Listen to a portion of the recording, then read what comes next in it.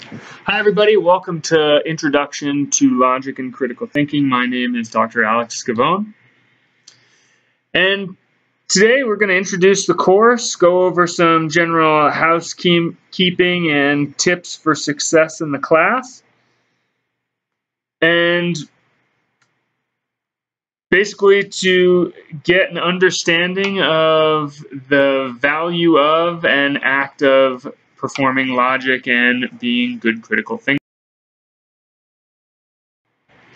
And so critical thinking is something that's going to provide us with a crucial set of skills we need to make decisions and resolve issues that arise in our everyday lives.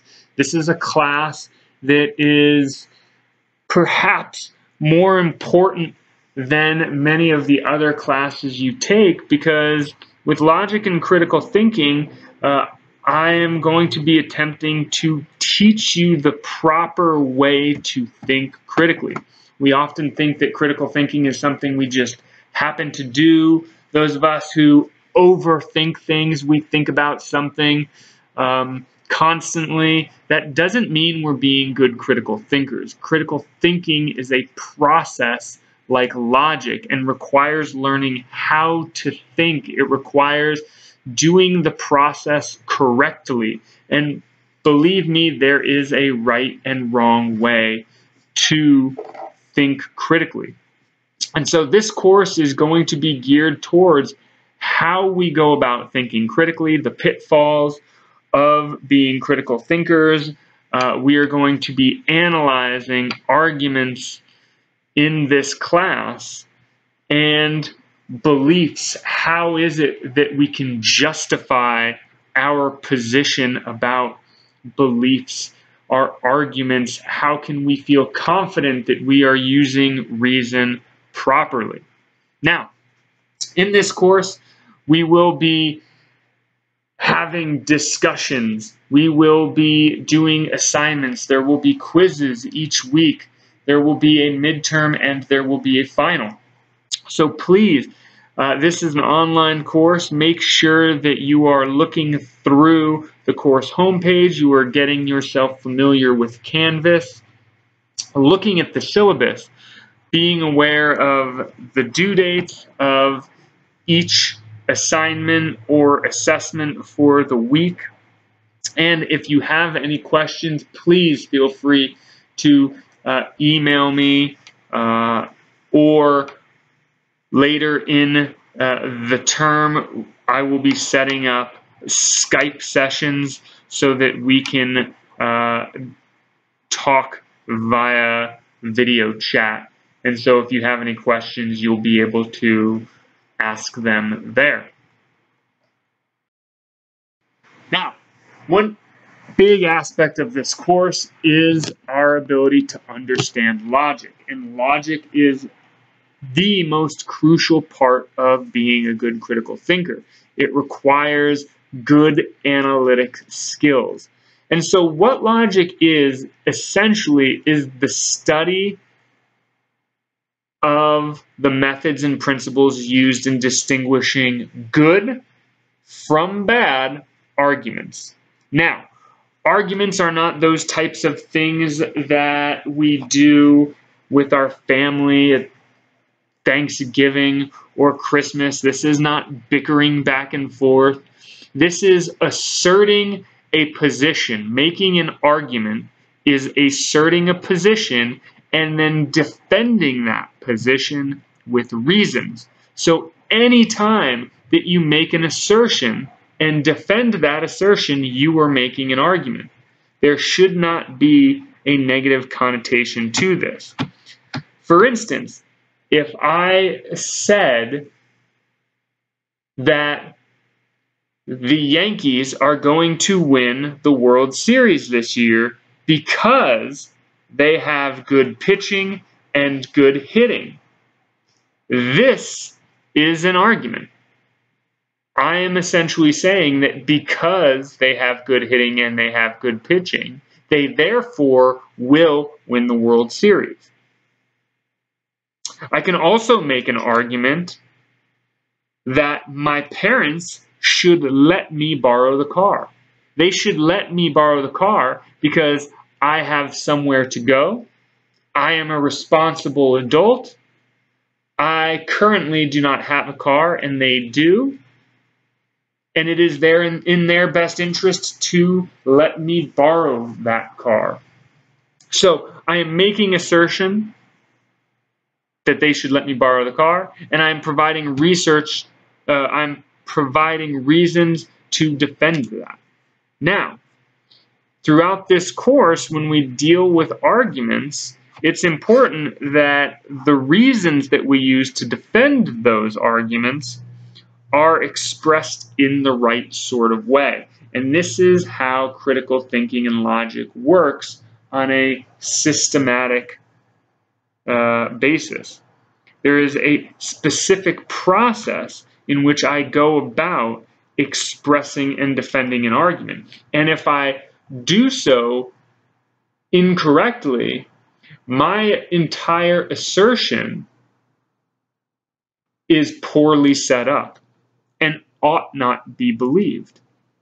And so it is our job throughout this course to get clear and become better at defending assertions that we make. And while this may sound simple, it is perhaps one of the more difficult things that you will have to undergo in your academic tenure. Critical thinking and logic is a difficult skill to learn. But if you make sure to listen to the lectures, to do the assignments, to do the readings, I have no doubt that you will get better at thinking critically and using logic to your advantage. And remember, the better you get at critical thinking, the better you become at whatever else you decide to do. The better you get at logic, the more persuasive you can be about a position, and the more confident you can feel about that position's accuracy. Now, logic is something different from opinion. Opinion is essentially an assertion that is defended by feelings rather than facts. Logic, on the other hand, is defended by facts, by good reasoning.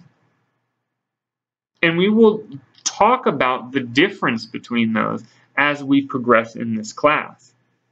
While you're entitled to your opinions, arguments are based solely on reason, on factual, provable, statistical information. So we can't appeal to simply how we feel. It may not be the case that in certain instances we may appeal to the things that we sense. We might need very specific reasons to support certain types of positions.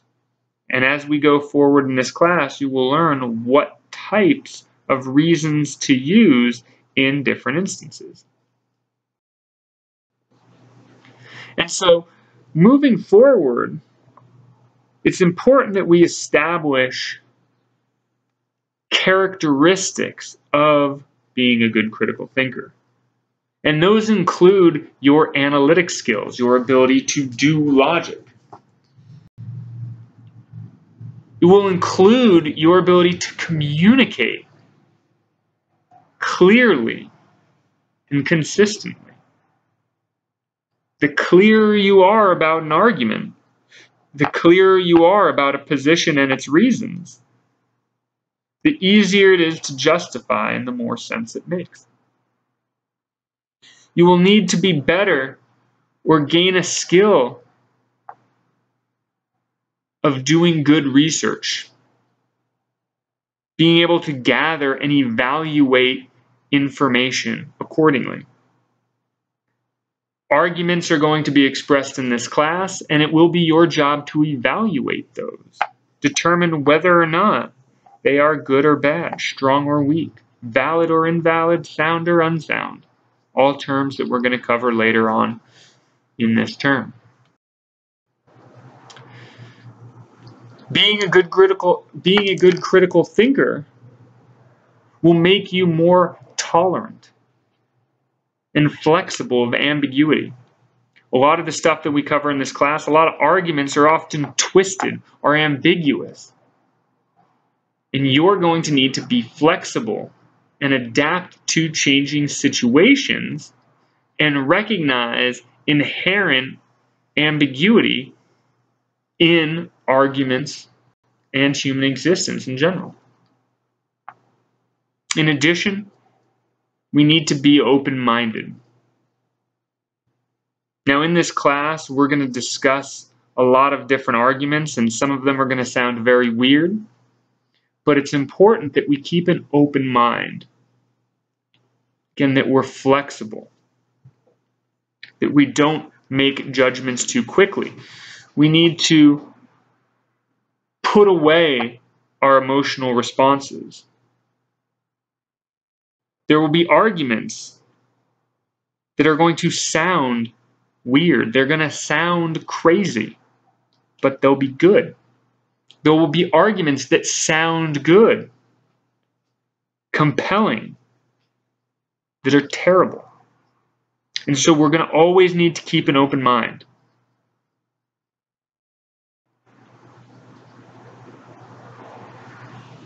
This, of course, will help us with our ability to be good problem solvers, to focus our attention, our ability to be attentive, and essentially just our ability to recognize and anticipate reactions of others.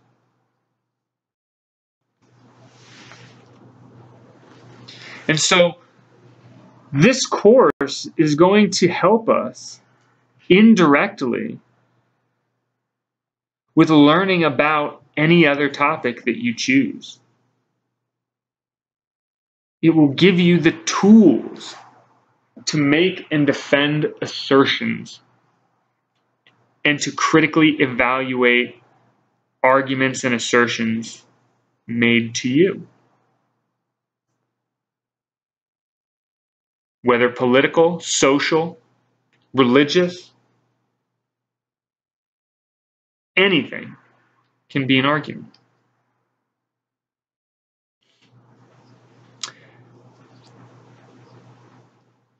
But there will be some barriers to this. There will be things that we need to overcome, obstacles that we need to overcome. And one is our resistance.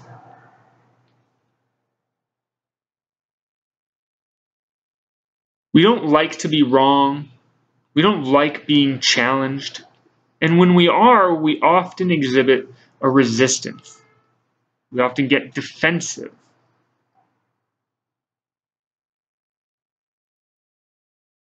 And while there may be certain aspects to this that may be beneficial to us, for our ability to be good critical thinkers, we need to overcome this. Because resistance acts as a barrier to good critical thinking. And we want to be the best critical thinkers we can possibly.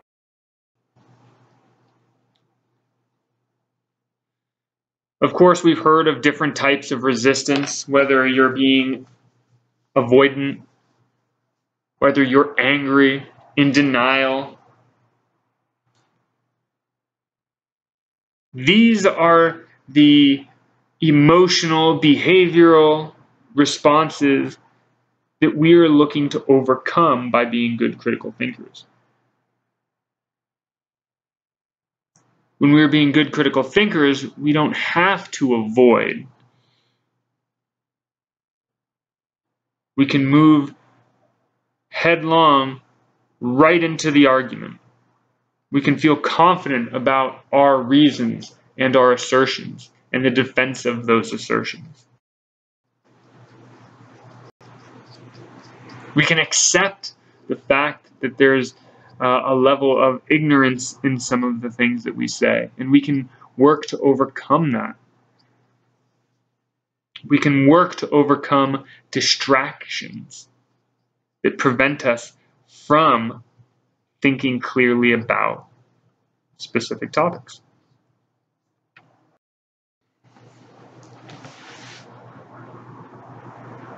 Another barrier is narrow-mindedness.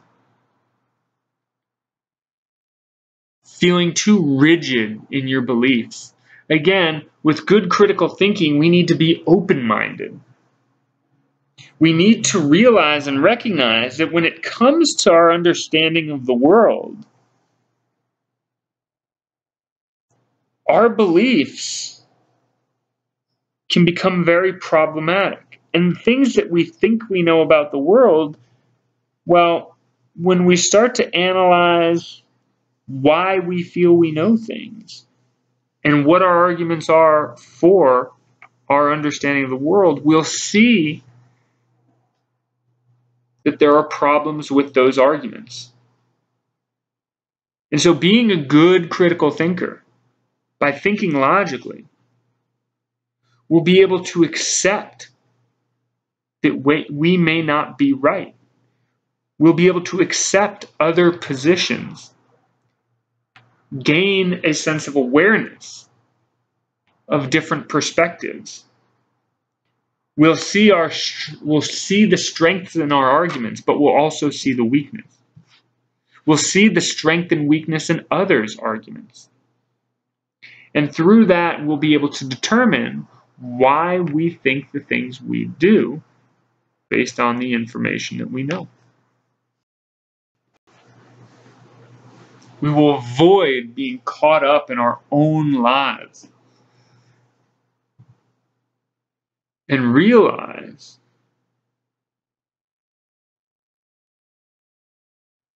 that perhaps a quote attributed to Socrates in ancient Greece, that the only thing that I know is that I know nothing, may set us free from our stubborn reluctance to change or accept other positions.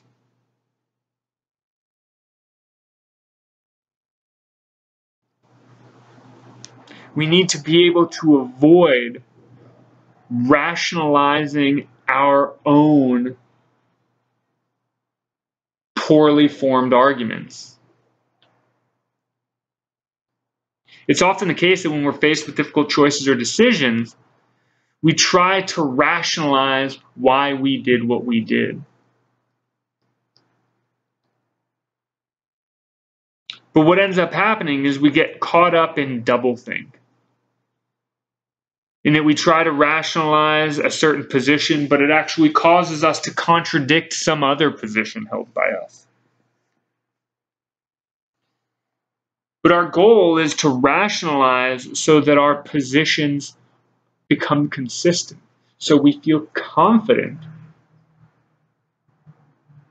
about holding certain positions.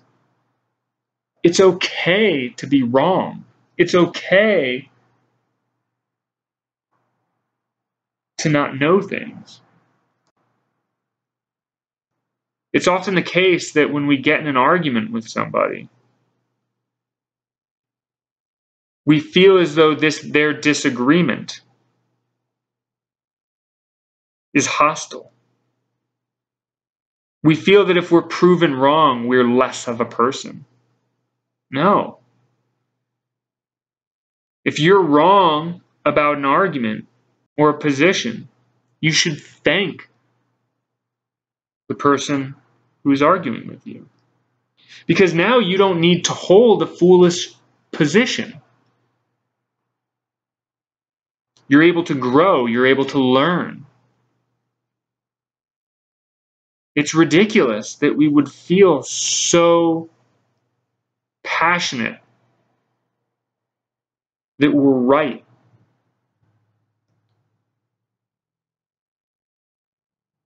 Because when we look around, we see the world in a way where our assertions about it may not necessarily be right. Philosophers have argued for thousands of years what it even means to know something. They've argued for thousands of years, the existence of God. Argued for thousands of years the correct political philosophy to hold.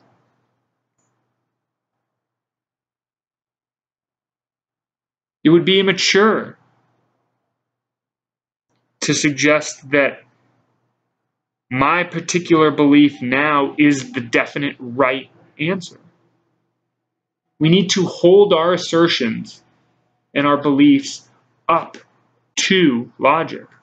We need to think critically and analyze the things that we believe and feel confident and comfortable enough to accept the fact that we may not know or have good arguments for many things in our lives. Now, that doesn't mean that we need to not hold beliefs. It just means that we ought to hold the beliefs that reason points us towards. And that if new reasons and new scientific discoveries teach us new things, then those beliefs can change. And we should be thankful and appreciative for those.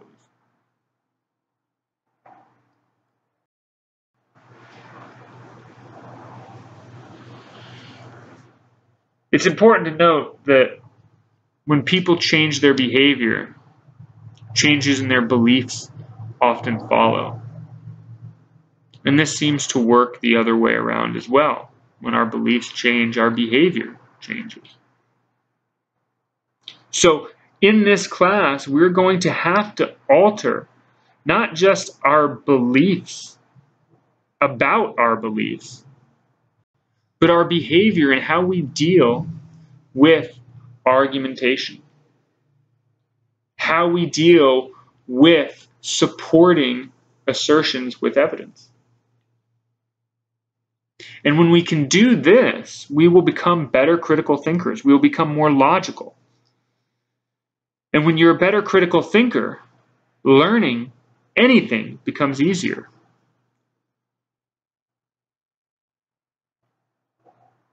Engaging in clear conversation becomes easier. Whatever job you have essentially becomes easier. And so throughout this course, we're going to be talking about arguments and how we ought to think about arguments. Because remember, all an argument is an assertion defended by reasons. And this is not something that you need to use with somebody else. This is something that you do by yourself every day. You think certain things and you defend those things with reasons. For instance, I think that it will be faster to take the 8:05 to work instead of the 5. And I think that because the 8:05 has more lanes, or because there's less traffic on the 8:05, which clearly there never is, but these are reasons for me to hold a specific belief. And I would feel more comfortable and confident if I knew that those reasons were solid. If I knew that they led to what that belief is. And so in this class, we are going to discuss how we can form good arguments, how we can avoid bad arguments, how we can evaluate good from bad arguments.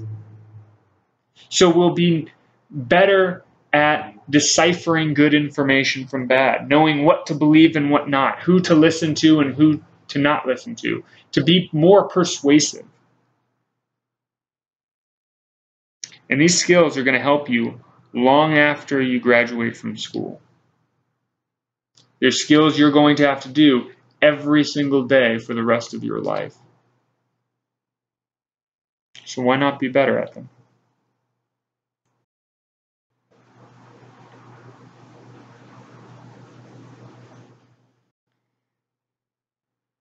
Make sure that if you have any questions moving forward, that you are emailing me, that you are being vocal, and make sure that you are becoming familiar with Canvas and that you are doing everything in a timely fashion. Otherwise, I look forward to this term, and I hope you do too.